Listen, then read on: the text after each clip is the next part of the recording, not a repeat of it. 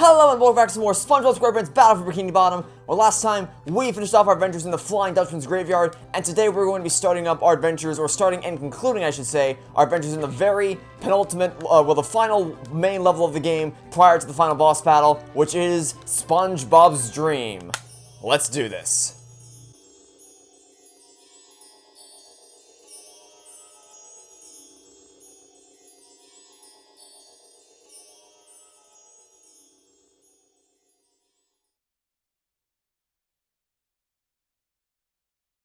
With sleep comes dreams. What mischief can be found in this subaquatic somnambulant realm? Dream bubbles. I'm surrounded by dream bubbles. I wonder what that means. Gary, what are you doing here? Oh, so I'm dreaming. Well, then first thing I'm gonna do is dream myself up a mustache. Thanks, Gary. It does make me look more rugged, doesn't it? More tasks? Well, I could use more golden spatulas, but where should I start? You mean each dream bubble has a golden spatula in it? I'm ready! Yes, Gary, I'll be careful. Alright, so Spongebob's Dream is essentially the ultimate gauntlet of testing all the skills you've learned thus far up until this point. So we have Sandy's Dream, Squidward's Dream up there, Mr. Krabs' Dream, and Patrick's Dream. Sandy's Dream is a slide test. Squidward's Dream is a test of your platforming skills, Mr. Krabs' Dream is a test of your combat skills, and Patrick's Dream is a test of your patience, which I'll explain when we get there. But before we get the chance to go to any of those dream levels, we have our first little challenge right here in the form of this little basic platforming challenge. So what you want to do is just carefully work your way across all the blocks, jumping as they spin, so that you don't get pushed off as they go around. And you also want to make sure you don't jump onto a block that's about to turn up a spike side. So like this, if I jump onto the block in front of me, as it turned around, I would have landed on a block. I would have landed on the side with spikes on it, which would not have been fun. Once you get here, you want to use the bubble bowl against this guy, and then use the bubble bowl again to knock him off the edge permanently. Then you want to keep your bubble bowl ready to go because you need to use it against this little paddle wheel right here to launch a beach ball, to drop a beach ball down. And now you need to follow this beach ball down along the planks that you just that lead back to the start. And you can probably guess what we're trying to do here. We're trying to jump off this beach ball and onto that golden spatula. So match the pace of the beach ball. When it gets to the end, you want to jump off of it. Oh, well, okay. Well, that was unfortunate because the beach ball kind of fell off. But fortunately, what we can do is if the beach ball falls off at any point, you can just go back, walk your way back up these little wooden planks, and then retry again by just bubble bowling into the paddle wheel and following it again. So again, the idea here is to follow the beach ball so that you're right behind it when the time comes. It'll go down the path itself pretty naturally. You just want to be near it when you get here so that you can jump off the beach ball, double jump off of it, and then grab your golden spatula. Don't worry, you will safely land on a Krabby Patty hiding directly below this ledge. So you don't have to worry about falling into the abyss. What you do have to worry about, unfortunately, is making your way back up to the top. It's not hard, per se, because, you know, you did it once, you can do it again. It's just kind of annoying that you have to go through this, challenge again. So I will see you guys in just a second after I complete this challenge for the second time. And we're back up here. Alright, so now we can begin our journey through all the dream levels. And just to be clear, we're going to be taking care of all these in the same video. We're going to start with Sandy's Dream, then go to Squidward's Dream, Mr. Krabs' Dream, and then conclude with Patrick's Dream, and then I'll bring us back all the way around full circle for us to warp back to the beginning and conclude our adventures in Spongebob's Dream. So, to begin with, we're going to head down the slide, and as a reminder, Sandy's Dream is a test of your sliding abilities. It's not harder than the kelp vines, don't worry, I wasn't lying to you in the kelp force when I said there's nothing harder than that. That was a correct statement. That is the hardest slide in the entire game. This will not be harder than it, but it will be a lot longer than it. So you're gonna have to your skills will have to persist for a little while longer. Anyway, you may as well pay the 1,000 shiny objects right now because we are gonna have to use this clam or use these trampolines at some point to get ourselves up to Squidward's Dream. So you may as well pay the clam now. We would have had to pay the clam after we came out of Sandy's Dream anyway. And by this point, you should have more than enough shiny objects in order to tide you over. So now let's head into Sandy's Dream and begin our slide gauntlet.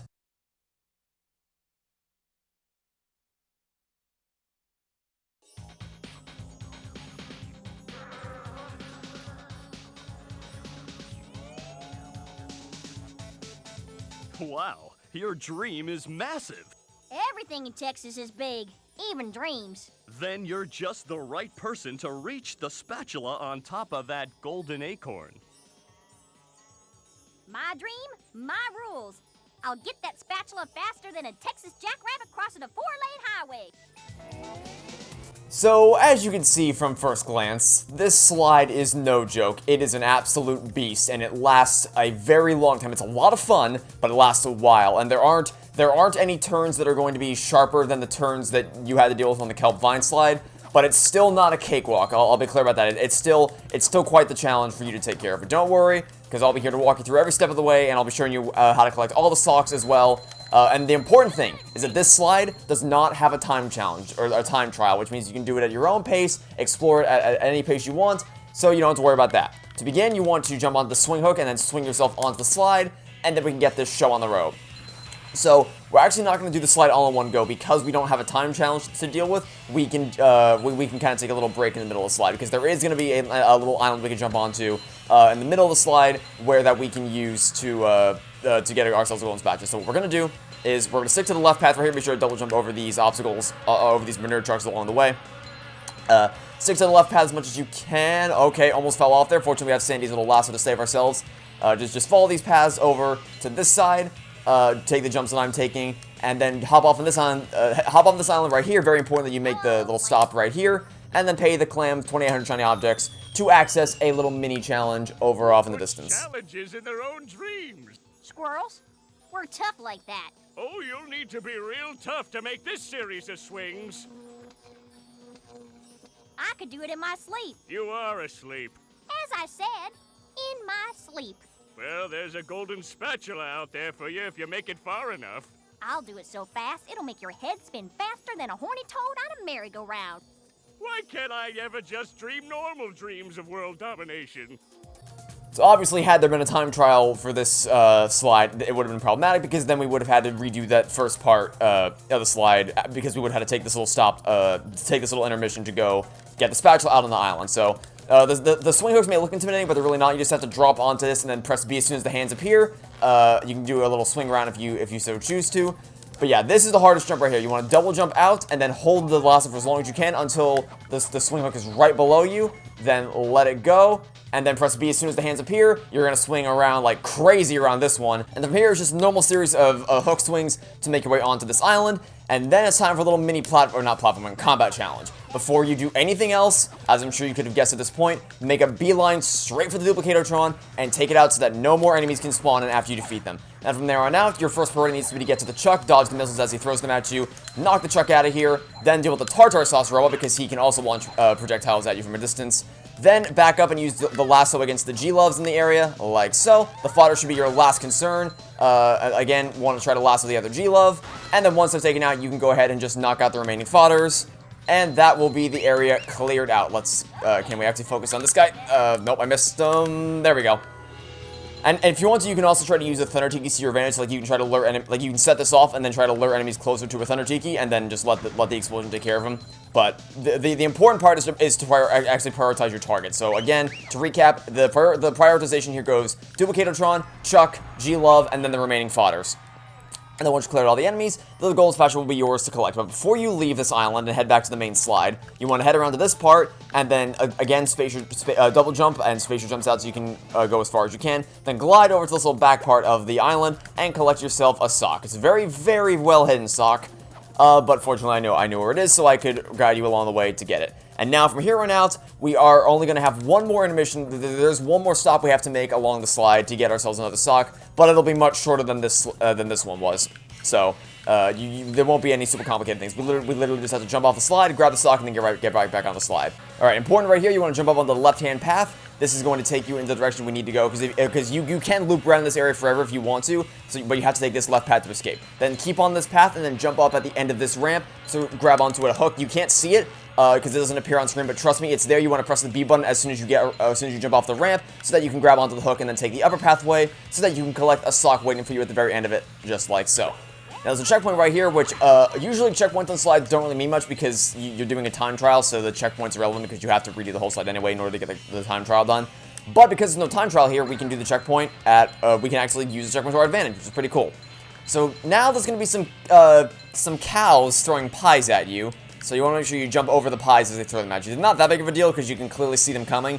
It's just a little bit weird, you know. Anyway, don't take the trampoline. Jump off here and then slide across the oil to grab yourself the sock, and then just head on back to the trampoline right here, and then you can use it to bounce yourself up to the next part of the slide right there. Like I said, That was the animation that I was talking about, where you have to jump off the slide to grab a sock. But as you can see, much shorter than the last one. We didn't have to do any swing challenges or combat challenges. We literally just had to step off the slide, grab the sock, and then get right back on the slide. So it was a nice, quick little intermission. Now here, turning with the camera is essential. I'm not even taking my right thumb off the right stick for this entire section. I just need to constantly keep the camera turning so that I can make that turn, because that's just one long turn around the tower. So again, as is with the case with all the slides, turning with the camera is absolutely essential. Now here, a bit of a brief swing hook challenge right here. You do not want to fall into the mirror down there. That would not be very nice. So just keep swinging yourself across. Almost failed that jump. That was almost really bad. And your momentum from the slide will carry you forward across the gap, so you don't have to worry about that. Just make sure you grab onto all the hooks to make yourself across. Now here it is, the final stretch of the slide. It's been a long ride, but we're almost there. We're almost to the end of it. Just one final stretch to go, and then we're out. Then we're home free.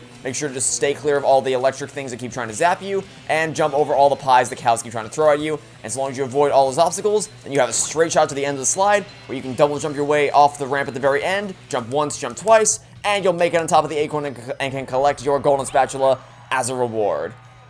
Like I said, it's not harder than the kelp vine slide, but it is definitely a lot longer than the kelp vine slide.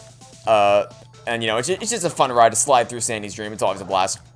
But for now, that'll be our adventures in Sandy's Dream concluded. So now we can head back to the main area, which we can do by switching back to SpongeBob.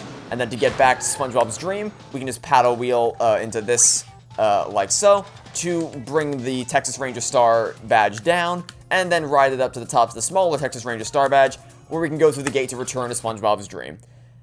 Next up is Squidward's Dream, which, as you may recall, is a platforming gauntlet, and it is probably the hardest platforming gauntlet in the entire game. It is no joke, but to get there we have to do a little bit of a bouncing gauntlet, which isn't that hard. It's just line yourself with the trampoline. But what's important here is you want to make sure you bounce yourself up on top of Squidward's house instead of, you can just bounce yourself up to the island itself, but you don't want to do that. You want to bounce yourself directly up on top of Squidward's house to get the golden spatula waiting for you up here, then drop off and head inside Squidward's Dream.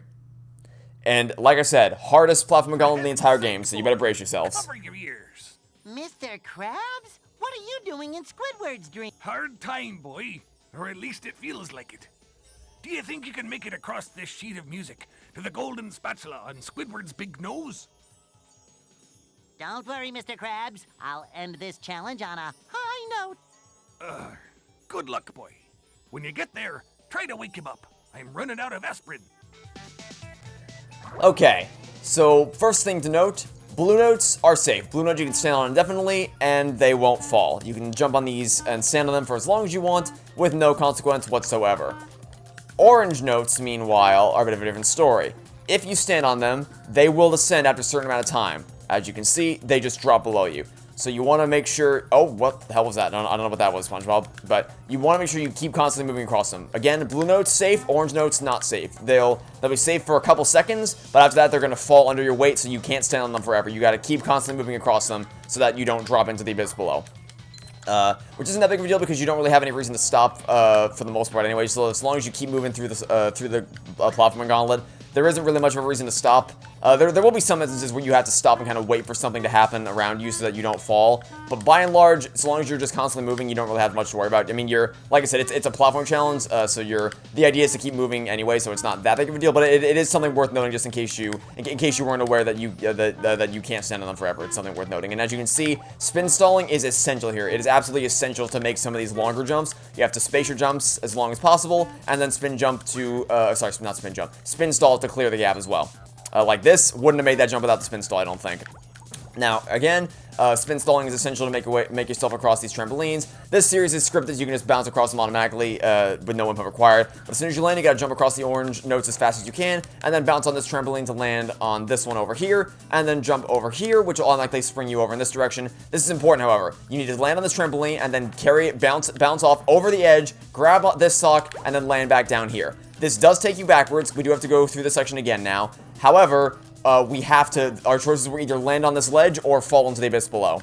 There wasn't a way for us to grab that sock and still manage to make our way back up to the to the rest of the platforming section. You have to either fall into the abyss or land on the ledge, and the way I see it, even though the checkpoint's right there, it's better to just land on the ledge instead of falling into the abyss anyway, so you may as well grab the sock and fall, and then just retrace your steps to get right back up to where you were previously, and then let the trampolines carry you over here. So yeah, this time instead of jumping out when the trampoline is over the edge, this time you want to jump when it's near this ledge, so you can carry across. Now this is the hardest part of the entire thing right here. You absolutely have to spin stall. 2 jumps as long as you can, and then a spin stall.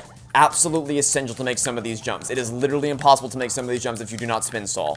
The good news is that once you make it over here, the checkpoint is yours, and you don't have to do that again. That is the hardest part. That requires a lot of knowledge about, you know, jump spacing and spin stalling and all that. That is the hardest part. So once you make it through this, you're home free essentially. You got a checkpoint right here you can fall back to in case you ever fall for any reason.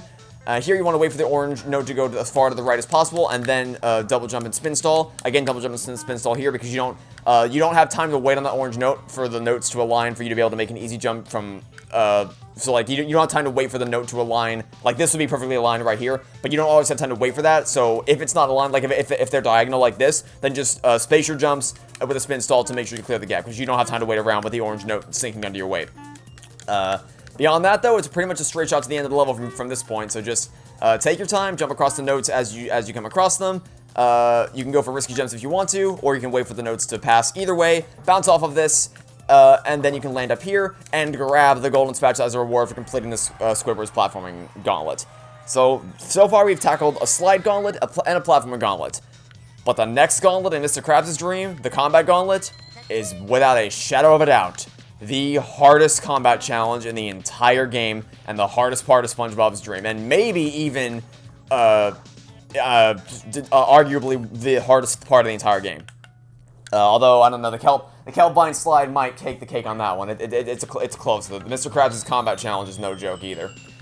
Anyway, spend the 1,000 shiny objects you need in order to unlock these platforms that'll slide on down. Basically, you just want to wait for the tiles to flip over to a side that doesn't have any spikes on them, so you can kind of slide on down and grab a checkpoint flag right here, and then head into Mr. Krabs' dream. Squidward, this is amazing. Amazingly awful, you mean? Mr. Krabs is dreaming of the Krusty Krab. What a surprise. I can't escape work anywhere. Whoa! Lunch rush! I better grab my hat and... Forget the hat. Get that spatula and get us out of here. It's like a shiny golden toothpick that holds together the bun of... We don't have time for this.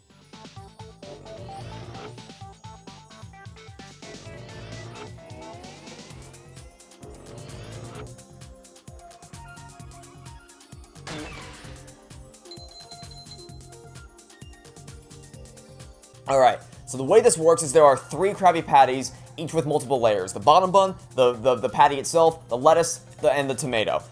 Now, each of these enemies spawns out of one of the 3 Duplicatotrons that sits on top of each of the 3 Krabby Patties. So, for instance, let's take that slip right there. Not slip, slick. Take the slick right there. Let's say he came out of the right Duplicatotron. If we defeated him, and he came from the right Duplicatotron, then the patty from that Duplicatotron would come down and form the next part of that staircase. Now, let's say the tublet right there came from the right Duplicatotron. If we defeated the tublet, then that would cause the lettuce to descend. So for each enemy you destroy that comes from a certain Duplicatotron, that will cause one of the layers of the patty to descend. And the idea here is to get all of the layers of all the patties to descend so we can safely reach the Duplicatotron and be able to take it out. Because there's a lot, as you can see, there's a lot of enemies here, and they won't stop spawning until we take out the Duplicatotrons. And the safest way to do that is by getting one of these staircases down. So for the first part, our priority just needs to be taking out as many enemies as we possibly can until we see a single one of these staircases get knocked all the way down. I'm gonna get damaged here because I missed, yeah, I horrendously missed the timing on that. Was actually quite awful. I messed up the timing of that really, really badly. That's okay. Yeah, so again, until we get a full staircase down, our priority is just to take out as many enemies as possible until we see that staircase is down and ready for us to walk up. I'm trying to keep an eye on the right staircase. Okay, there it is. The staircase is fully up, so now we can walk ourselves up the Krabby Patty, grab some underwear to replenish some health, and then destroy the Duplicatotron. Now, once you're up here, you're pretty much home free, because what you can do is you can use the cruise bubble to shoot down the remaining Duplicatotrons from the other 2. So you can just shoot one down, then turn yourself around, and use it. Oh, by the way, you don't have to do the right Duplicatotron first. You can do them in any order you want. You can get it to any of them, whichever one you prefer. I just chose this one because the bottom petty was already down, so it would take the least amount of robot kills. Also, I was just waiting for, like, it was a matter of whichever Duplicatotron the layers started falling for is the one I was going to try to get all of them for. It didn't really matter. I didn't really have a preference for which one I did. But once all the Duplicatotrons are taken out, you should have a straight shot to clear out the rest of these enemies, and then you will be good to go. Okay, gotta be very careful here because I only have one more hit point remaining, so I'm gonna probably use the bubble for a lot of this stuff to try to make this as easy as possible for me because I'm in a very precarious position. And okay, I missed the slick on that one. Got the fodder. Move it, careful. Okay, I'm hesitant to get close because that tublet's kind of scaring me right now. Okay, I got the slick taken care of. Now, okay, trigger the thing. All right, they're back at full strength. Now we just gotta jump over the flamethrower like this and bubble bash the remaining ones, and that's the challenge cleared out. I think. Yep, there it is. So I made that look really easy because I have a lot of experience with this, so I know the best way to go about doing it. But if you don't know about the Duplicatotron trick, where you stand on top and shoot on the other ones, this can be a major pain in the rear end. And it's also worth noting that if you're doing this unrehydrated, you can't use the cruise bubbles to take out the Duplicatotrons from this angle, so you have to get all the staircases to descend and manually walk up to each of them, destroy them all, which is a lot harder, but still doable, if you know what you're doing. Anyway, yeah, I guess I didn't make a big deal about it, but that sock that I just dropped off the ledge to get, that is the final sock that we can collect in the entire game. We now have all 80 of Patrick's socks. So now, after we leave SpongeBob's Dream, we can go back to Patrick and retrieve our final spatula from him and make our final exchange of 10 socks for 1 spatula. But for now, we're just going to grab the spatula as a reward for a job well done of cleaning out Mr. Krabs' dream of all the robots. And now we can return to the main dream hub and complete our final challenge, in quotation marks. So first you want to pay the shiny objects to unlock this little platform challenge. Nothing too bad. Again, it's just a matter of waiting for the blocks to spin up that don't have spikes on them, or spikes on the top. Nothing you haven't seen before, just jumping between all the ones that are safe. And then waiting. Oh dear. Okay, that was risky. Okay, yeah. So just waiting to jump across the blocks that are safe. That was a very precarious timing on my end of things. Yeah. So you can do a little bit of damage boosting to kind of tank a hit off one of the spikes, then use the boost you get from that to make the jump. But you can either do that or just wait for the platforms to be safe to jump across. Either way, whatever floats your boat, you can make your way across however you like. And then once you get here, head to Patrick's Dream to complete the final quote-unquote challenge of the of SpongeBob's Dream. And I say to test your patience, but that's kind of a joke because what you do is you walk up to Patrick and, well, I'll just let you see for yourself. Patrick, you have a golden spatula. Give it here. Not so fast, SpongeBob. You'll have to pass my test before you get this golden spatula. Very well, sir. Challenge accepted. Very well. Your challenge is to find the golden spatula. You're holding it. You did it! Now here is your reward.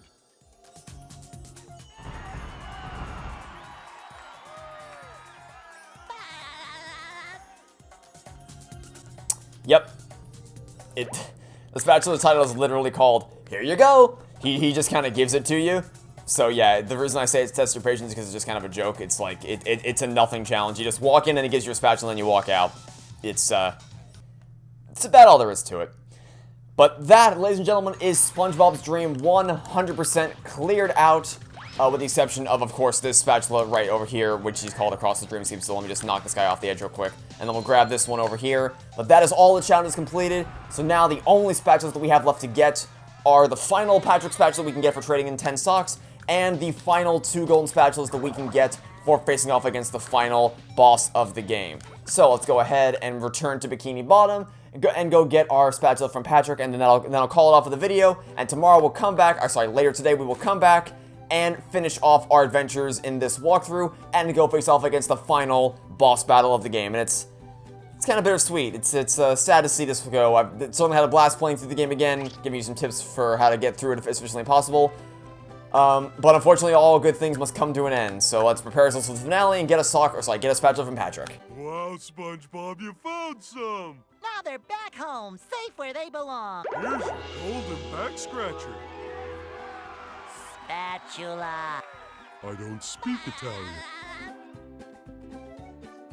Alright, and that'll be it for now, so thanks for watching. Stay tuned for next time to catch you all tomorrow for some, or sorry, later today for the finale of SpongeBob SquarePants Battle for Bikini Bottom. Goodbye.